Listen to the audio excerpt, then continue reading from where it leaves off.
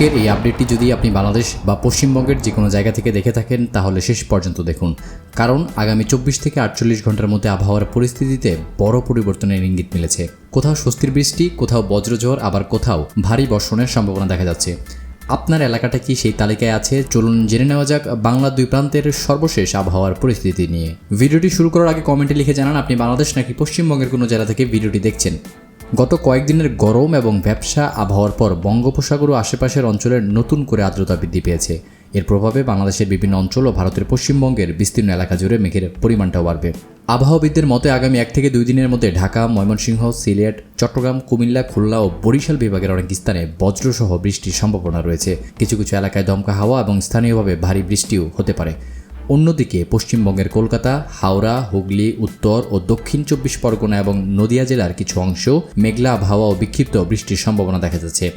বিকেল ও সন্ধ্যার দিকে বজ্রগর্ভ মেঘ তৈরি হলে হঠাৎ ঝড়ো হাওয়া বইতে পারে। বিশেষজ্ঞরা বলছেন এই সময় বজ্রপাতের ঝুঁকিটাও কিছুটা বেড়ে যায়, তাই খোলা মাঠে কাজ করা, বড় গাছের নিচে আশ্রয় নেওয়া অথবা বজ্রপাতের সময় মোবাইল চার্জে রেখে ব্যবহার করা থেকে বিরত থাকার পরামর্শ দেওয়া হয়েছে। এদিকে আরেকটি ভালো খবর হচ্ছে এই বৃষ্টি এবং মেঘের প্রভাবে অনেক অঞ্চলের তাপমাত্রা কিছুটা কমতে পারে। ফলে গত কয়েকদিনের অস্বস্তিকর গরম থেকে সাধারণ মানুষ কিছুটা স্বস্তি পেতে পারে। তবে মনে রাখতে হবে আবহাওয়া এখন দ্রুত পরিবর্তনশীল।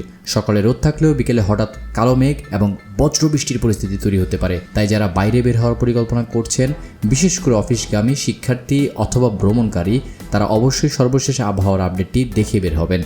সবশেষে আবারও বলছি, আগামী 24 থেকে 48 ঘন্টা বাংলাদেশ ও পশ্চিমবঙ্গের বিভিন্ন এলাকায় বৃষ্টি, বজ্রপাত এবং দমকা হাওয়ার সম্ভাবনা রয়েছে। তাই সতর্ক থাকুন এবং নিয়মিত আবহাওয়ার আপডেট অনুসরণ করুন। আপনার এলাকায় এখন আকাশ কেমন? রোদ, মেঘ নাকি বৃষ্টি? কমেন্টে জানাতে ভুলবেন না। আর এমন প্রতিদিনের আবহাওয়ার আপডেট পেতে চ্যানেলটিকে সাবস্ক্রাইব করে পাশেই থাকুন।